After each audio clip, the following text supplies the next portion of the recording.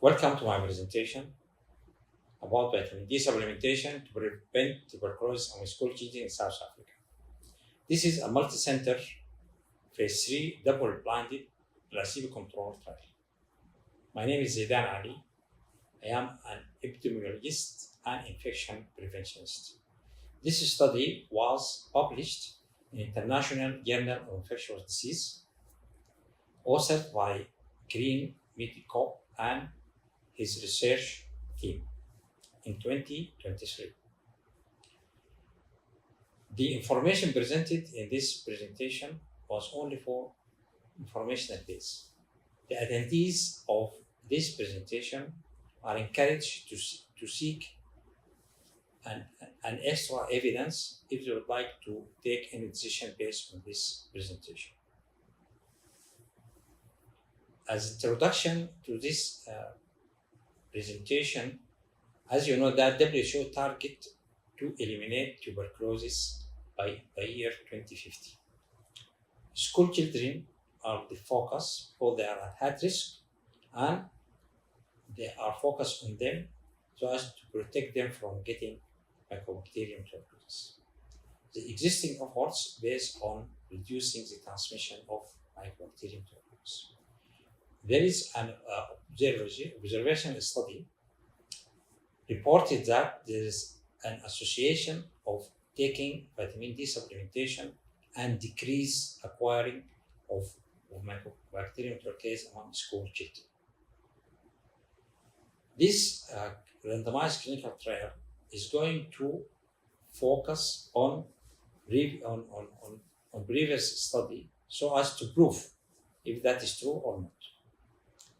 So the research question was, does weekly oral supplementation with 10,000 international unit vitamin D for 3 years reduce the risk of sensitization of mycobacterium tuberculosis in South African school children aged 6 to 11 years with negative quantiferon? The quantiferon plus conversion rate refer to the change in result from negative to positive.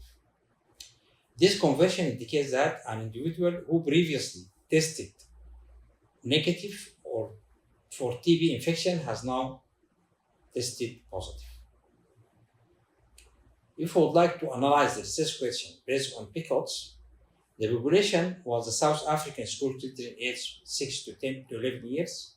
The intervention was supplementation of vitamin D for a 3 years period on weekly basis of a soft gel capsule dissolved in olive oil. The control group received placebo, which was olive oil without any vitamin D3 content. The primary outcome of this study was a positive end trial of quantiferon plus. The secondary outcome were decreasing incidence of TB and serum of vitamin D3. The safety outcome were death or serious adverse events. The time period for this study was 3 years, starting 2022, for 3 years, starting 2021 up to 2023. The study design, as I have mentioned earlier, it was multi-center phase 3 double-blinded randomized placebo-controlled trials. What was the study design? Already we mentioned that it was a multi-center phase double-blind randomized controlled trial. The design was appropriate to answer the question of phase 3 randomized controlled trial because it addresses both efficacy and safety of vitamin D supplementation to reduce the risk of mycobacterium tuberculosis among school children. The subjects were individually randomized. The randomization was stratified by school attendance, and it was an appropriate randomization. The study was double-blinded or triple-blinded. Treatment allocation was concealed from participants, care providers, and all trial staff, including serial investigators and those assessing the outcomes. This flow chart showing the progress of the study. The study started with 2,852 children that presented with consent, parental consent, and then 370 child were not obtained. The consent were not obtained, and some of them also the parental withdrawn the consent. 211 found to be ineligible, and we remain with 2,270. And out of them, 513 quantiferon plus positive, and 17 quantiferon plus intermittent, and 47 found to be ineligible, and 12 eligible were not randomized before close of enrollment. So we remain for randomization.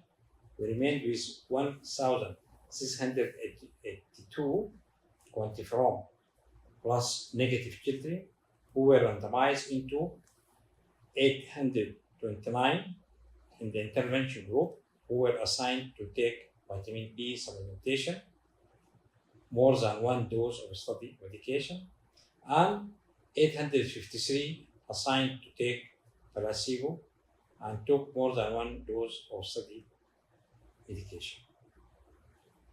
During the study, in the intervention group, 0 died, 15 withdrawn, 35 lost to follow-up, 110 reallocated, 1 completed study but do not enter into trial, and 2 quantiferon plus were not measured.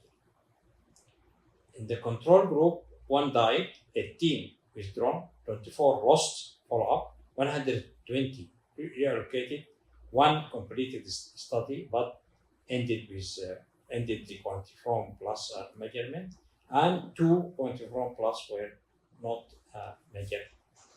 And we remain at the end with the 667 in the intervention group and 687 in the control placebo for primary analysis. The analysis was based on intention to treat analysis. The result of the study showing that in table 1, there is no difference between intervention and placebo group with regard to demographic factors and other important risk factors for tuberculosis. The table 2 showed that there is a significant increase in serum vitamin D among intervention group compared to placebo group. Table 3 showed that there is no significant difference between the intervention and control group with regard to quantiferon plus conversion. Table 3 showed that there is no serious adverse event found in both intervention and control group. To conclude, this study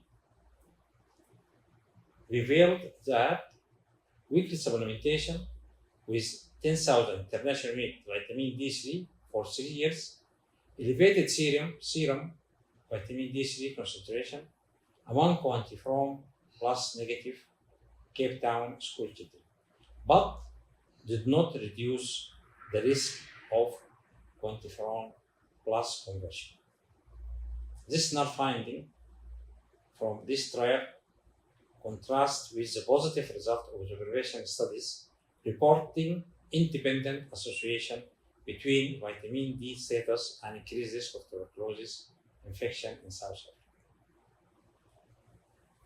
The validity of this study, the study strengths, there is adherence of both intervention and control group for vitamin D supplementation and other placebo supplementation.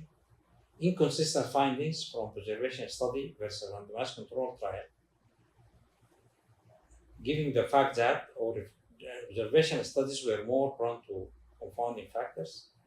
The weaknesses of study, there was some interruption of administration of vitamin D3 during lockdown during period of COVID-19, but that was compensated by giving the parents to give their children the supplementation on regular basis.